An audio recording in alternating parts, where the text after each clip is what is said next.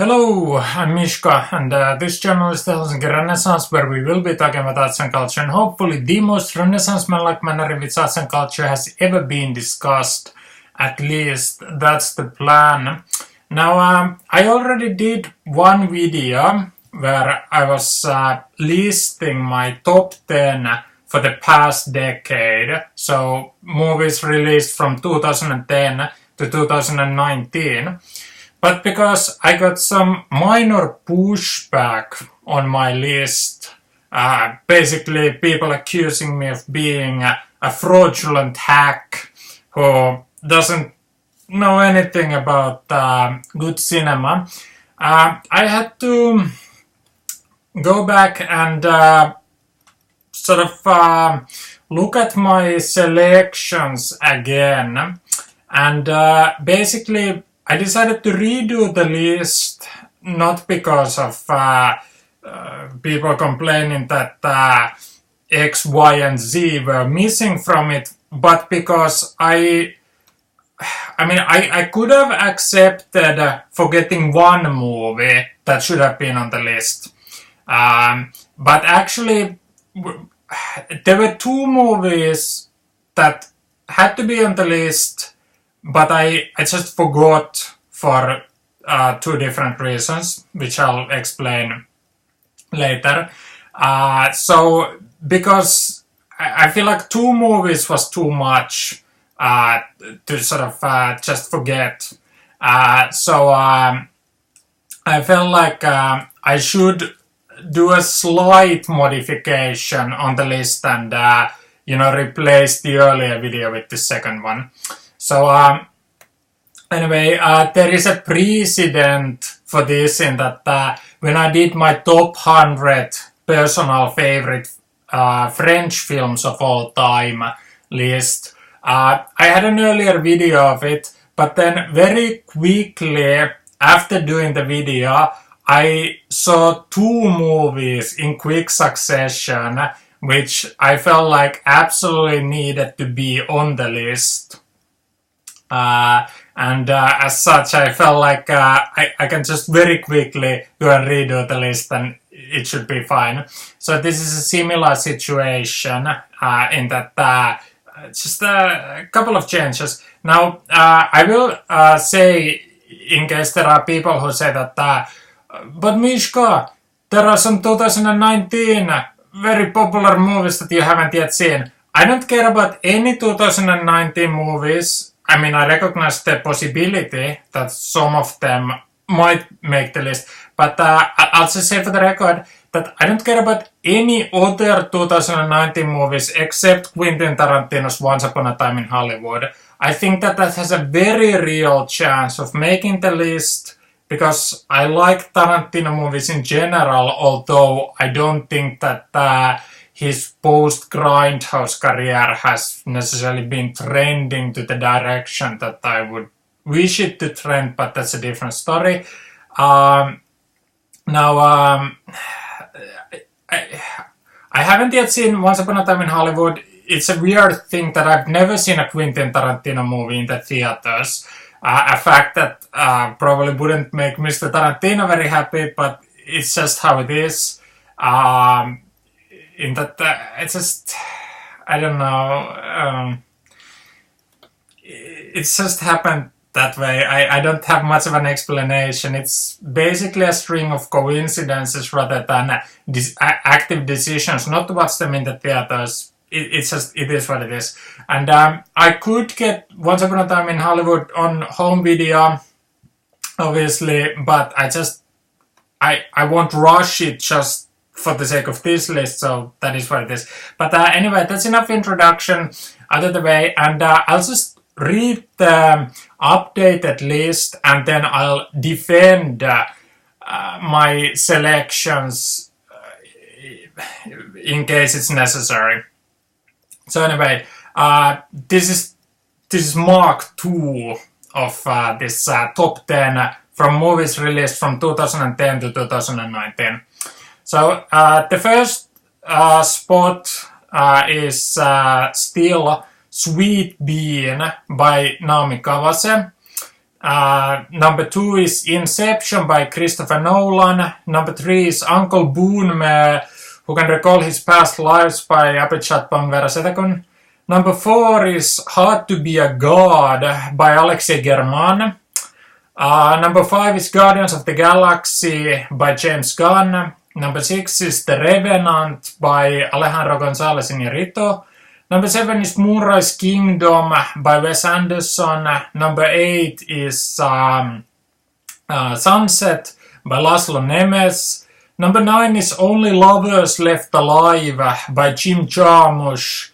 And number 10 is Miss Bala by a director whose name escapes me right now.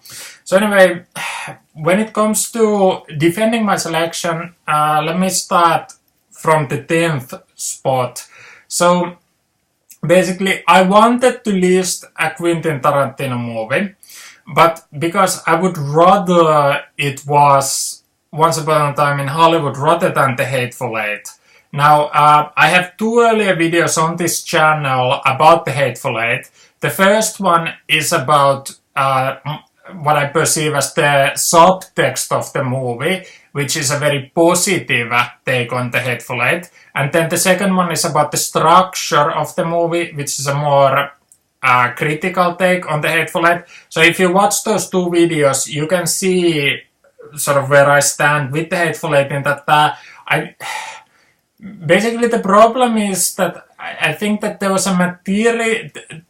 material for a slightly greater experience, and I think that a couple of the structural decisions that Quentin Tarantino took they don't necessarily serve the movie the best, but I think that there basically is sort of a spot for Tarantino on the list, but I'll reserve the right, if Once Upon a Time in Hollywood would be some sort of a home run success, I reserve the right to put it on the 10th spot, but in this updated list, I decided to leave Tarantino off the list, for better or worse. So anyway, why did I choose Miss Bala, the Mexican, I guess I would call it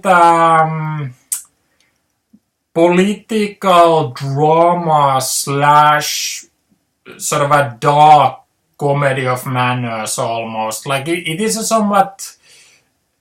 kind of a dark, like there is this kind of a shade of dark comedy to it, although obviously the subject matter is serious in a way, but how it is depicted, I think that there's some vague parallels to be drawn by Miss Bala with something like After Hours by Martin Scorsese from a purely structural standpoint, that how Miss Bala goes about its business is not entirely unlike how After Hours by Scorsese happens structurally, and obviously After Hours is a comedy, albeit very Kafkaesque. But anyway, Miss Bala, I saw it at a film festival here in Helsinki when it was new. I did have a very positive opinion of the movie when it came out. I think that I think it's a strong example of contemporary filmmaking. I don't have anything negative to say about it, but also, I think it's a well-made movie, but there were certainly other contenders for the 10th spot, and I don't know what I should say about Miss Bala. I don't want to say anything negative, but perhaps there's a reason why it missed the first version of this list, and why there is this kind of a group of contenders that are vying for that 10th spot. But anyway, I did choose Miss Bala because I think that there are reasons to be complimentary towards it. It's my understanding that there is some sort of a is there a Hollywood remake of it, which didn't do much? But anyway, like obviously my recommendation is for the original, and I don't care about any American remakes. Now, anyway, the 9th selection, Jim Jarmusch's Only Lovers Left Alive. It's another film that I saw in the theaters when it was released at a kind of a midnight screening. Now, I don't know what to tell you. I just flatly forgot Only Lovers Left Alive of the movies of this decade. Now, obviously, forgetting of a movie isn't very telling of it being some sort of an immortal modern classic. But what happened is that when I was making the selections for this list, I didn't entirely go by memory. I looked at my notes for the top 1,000 favorite films list that I've slowly been doing. And basically the problem is that I had two different lists. I had a director-specific list, and I had kind of all the other movies list from directors that weren't necessarily, high-profile ones. So I only looked at the non-director list, and Only Lovers Left Alive wasn't there. It was on the director side of things. So that's the reason why I forgot it.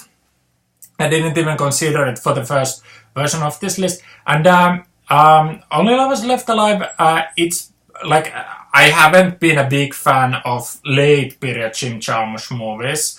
So I don't know where you want to draw the line between early and late period, but basically, like Broken Flowers, certainly. Like I can call Coffee and Cigarettes an early Jim Jarmusch movie and not feel completely horrible about it, although obviously it's the last Jarmusch film that can be considered an early film. But like I would draw the line between early Jarmusch, late Jarmusch at the idea that Coffee and Cigarettes would be early and Broken Flowers would be late. And I haven't been a fan at all of late period Jarmusch, although I like Jarmusch as a personality, and I tend to like his filmography in general. Just not the biggest fan of late period Jarmusch, but Only Lovers Left Alive I did greatly like. There were a couple of elements that I wasn't a huge fan of, but basically the kind of atmospheric, like it had this kind of spirit of interesting filmmaking to it, which I appreciated. Although there were some elements in the movie where I thought that it was slightly undermining the rest of the film experience. There was a couple of I thought there was a couple of the attempts at comedy I think seemed a bit sitcom-esque, which I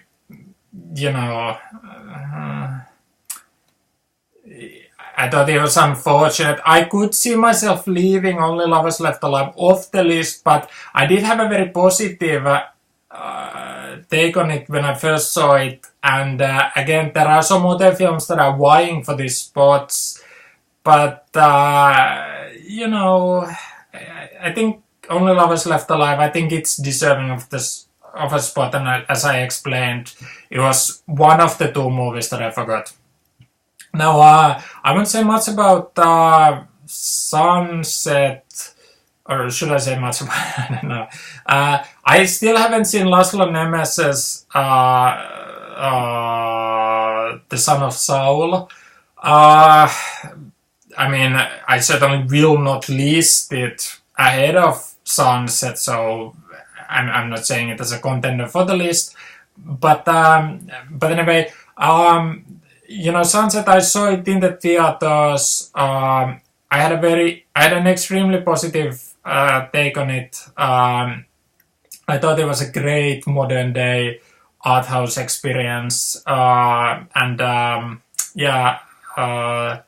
that's solidly on the list. I don't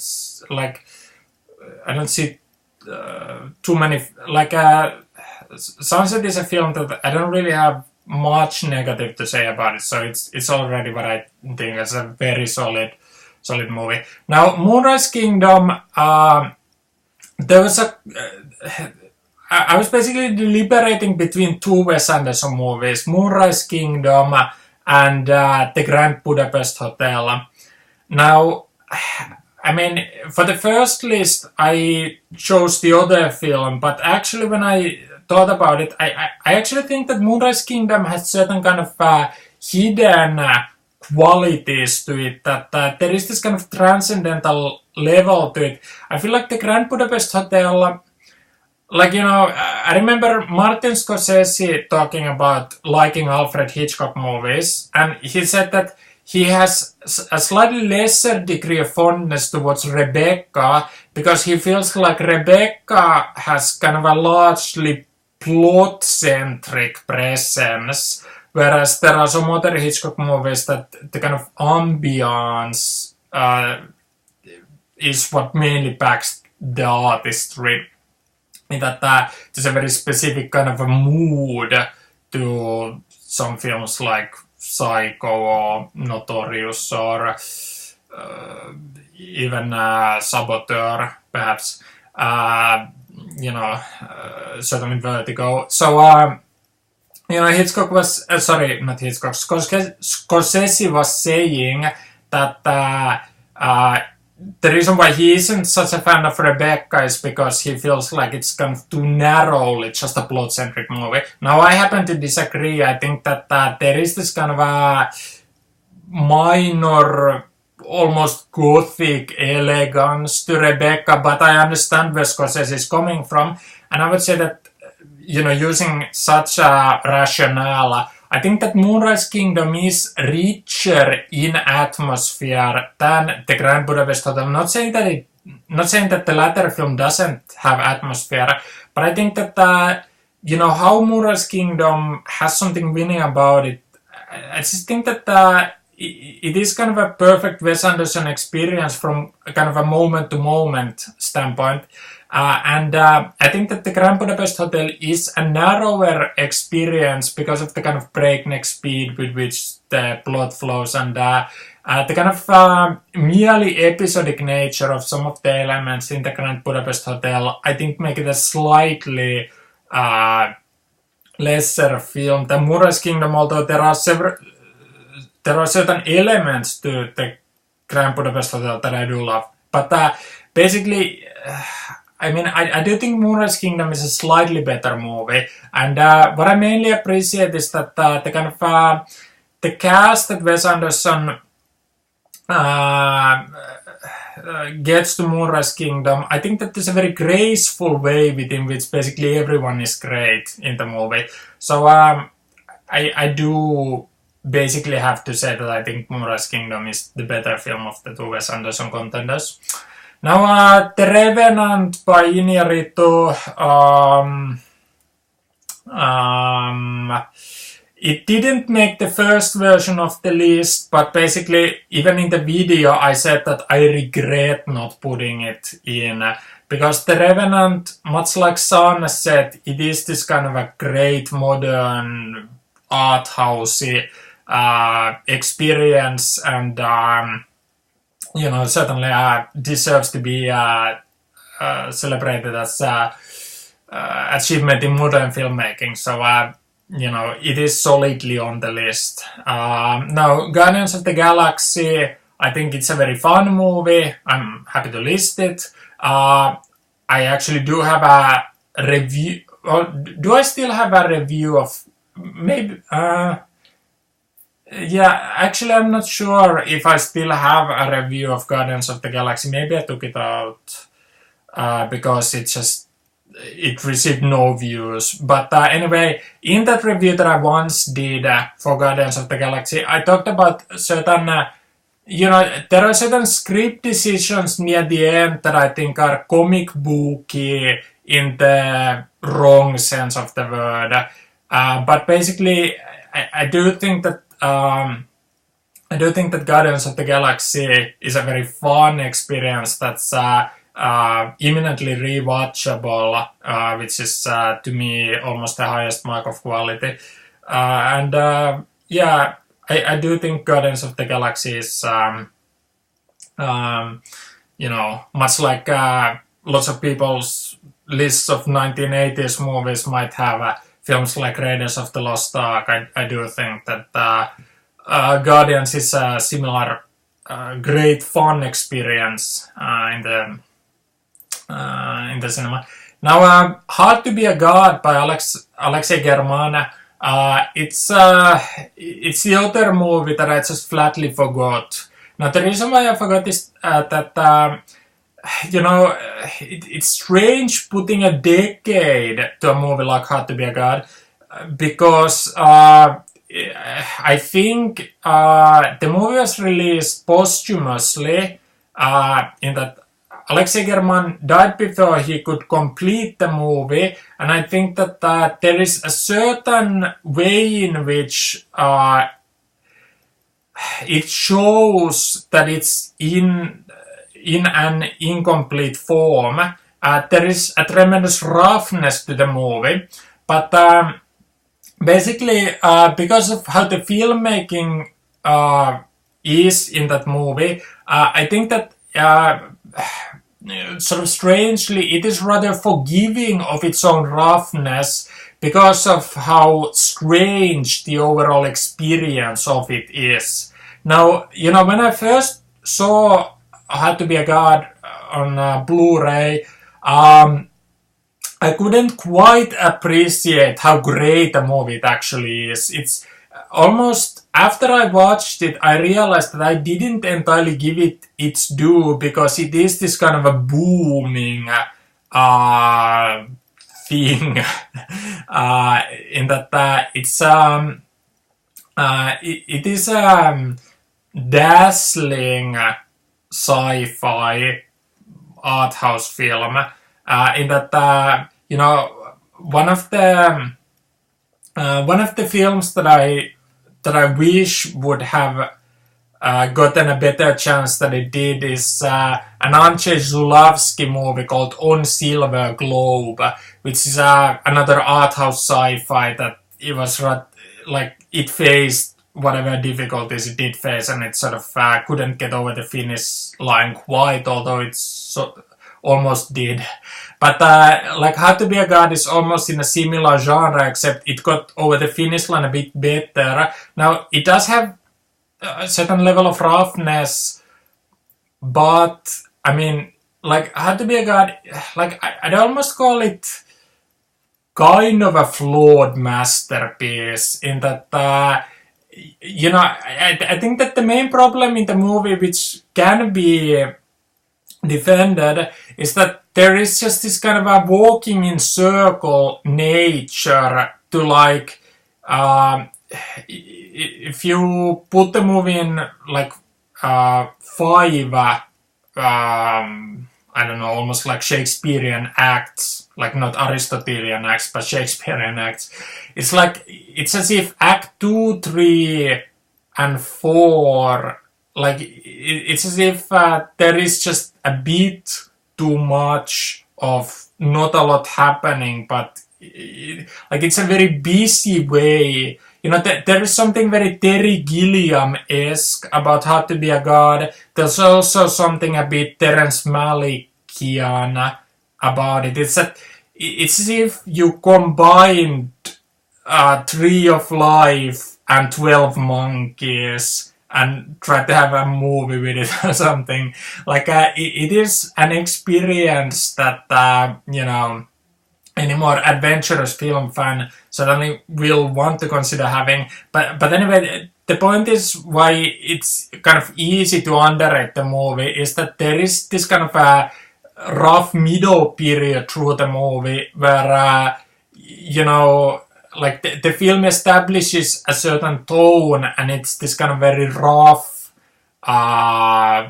dour tonality, and obviously it just sort of reinforces the kind of world of the movie, which is why I said that it's easy to defend it, but also it's not exactly it's not exactly a hedonistic experience necessarily going through the middle portion of the film. But anyway, I fully meant to include How to Be a God by Alexei German on the list. I just flatly forgot to consider art or foreign films from certain countries. I just sort of quickly scanned a couple of the, usual places where classics come from, and I just forgot to consider.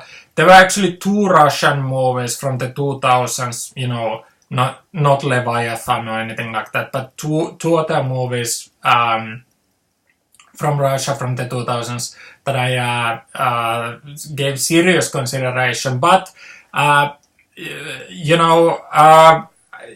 the second version of the list, I actually do think that this came out stronger than the first one. So I am reasonably satisfied with this top 10 of Sweet Bean, Inception, Uncle Boonmee who can recall his past lives, How to Be a God, Guardians of the Galaxy, The Revenant, Moonrise Kingdom, Sunset, Only Lovers Left Alive, Miss Bala. Now, if only Once Upon a Time in Hollywood could be great enough a movie that it would bring, some serious competition for these 10 spots, I think then we'd be in business for this looking like a respectable top 10 that I can feel decently happy with. We still run into the kind of difficulties that, what if my top 10 from 1975, is leagues better than top 10 for this entire decade or something like that. Such things are a bit awkward, but it is what it is. But I think that this is looking a bit better for modern cinema. But I don't know whether I want to defend Sweet Bean, Inception or Uncle Boonmee. Uncle Boonmee won the Palme d'Or at the Cannes Film Festival. It is, I think, recognized as an art house classic.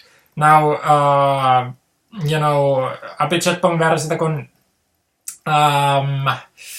his career maybe it's just he's sort of oddly faded from relevance in his Cannes victory. I don't know what to say about it, but I was a fan of his work already before that, and I thought that it was quite the achievement. Now obviously it's acquired taste, but for my top 10 for this decade and the last decade, there were actually a couple of films, or 2 directors from Thailand where I considered several of their movies, but just unfortunately weren't more sports. But certainly I personally have I hold Versailles filmmaking in fairly high regard, and then Inception. I remember all the whining people had about the exposition in the movie. Now, usually no one is more critical of contemporary screenwriting than myself. I just think that sort of the complaints towards Inception, I thought they were a bit overboard in that, the screenwriting is a bit stiff frequently, but I just like the overall experience of it. And then, in the last video that I did, one viewer referred to Sweet Bean as that movie where an old lady is making rice cakes or something. Now, obviously, like you can refer to the Lord of the Rings movies as those movies where they drop a ring into a volcano, in that obviously what matters in a movie is how it's done, not what the most reductionist way of explaining the story is. But basically I think that Sweet Bean, I had a DVD of a South Korean movie called Oasis by Cheng Dong Lee, and I can't remember whether it was Roger Ebert or some other Chicago-based film critic who said that the critics said that they consider that Oasis gave humanism back its good name. I thought that Sweet Bean could be defended on, or praised on somewhat similar grounds. Is that like calling any Japanese director similar to Yasujiro Ozu is kind of a heady thing to say. I've seen Hirokatsu Koreda called Ozu-esque by some. I don't entirely agree with it. I understand why the kind of family nature in Koreda's filmmaking reminds some of Ozu. I just don't think that the kind of mise-en-scène presence necessarily is Ozu-esque. I mean, Ozu isn't the only Japanese dramatist with restraint and family focus. So I don't necessarily think that Koreda is necessarily reminiscent of Ozu, but I think that what I appreciated about Naomi Kawase's Sweet Bean, I appreciated it on I appreciated similar things of it that I appreciated about Ozu's Late Spring or Tokyo Story, which are regarded as perfect movies by some film fans. So it's just like nobody would think that that it would be straight if my 1950s top 10 had Tokyo Story at number 1. No, it probably wouldn't. But if it did, like, people wouldn't necessarily say that. Well, isn't that movie where kids don't want to see their parents? Like, what's the big deal? Well, I mean, some people think that it's that.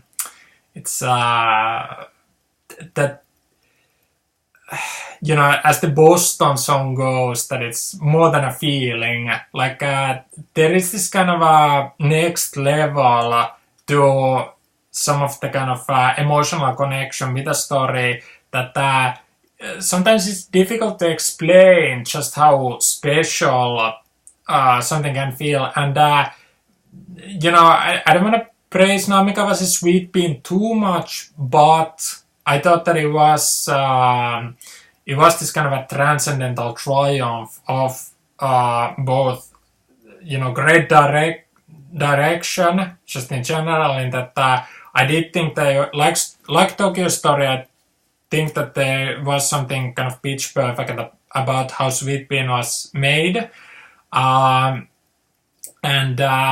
also the kind of like transcendental emotional connection with the movie was similar. That I mean, again, like I put it as the best film of the decade, so I shouldn't mind drawing some heavy comparisons to like Carter the Dreyer's Udet or Gertrude, movies like that, or Tokyo Story. Like you could say that Sweet Bean isn't quite on that level, but I appreciated it on similar grounds, in that the plot level to both let's say the plot level to Gertrude is a bit on the basic side, but there is this kind of a fine quality to it that's easy to love if you're into that sort of thing, and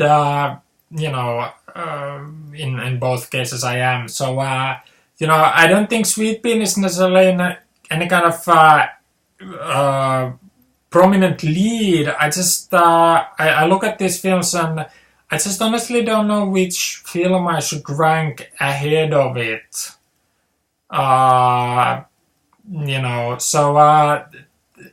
This isn't exactly a 10-way tie, but the margins between number 1 and number 8 or something, like, the margins are not necessarily that great, but just the order is kind of indicative of where my general appreciations are. But anyway, I won't do a third version of this list even if I happen to see, Once Upon a Time in Hollywood and it's really great or whatever. But, this is more or less how I view the quality filmmaking from 2010 to 2019. So, that was all for this video. Thank you for watching. Leave your own list in the comments if you feel so inclined. You can comment on my list or anything. But anyway, thank you for watching. That's all for now. Bye bye.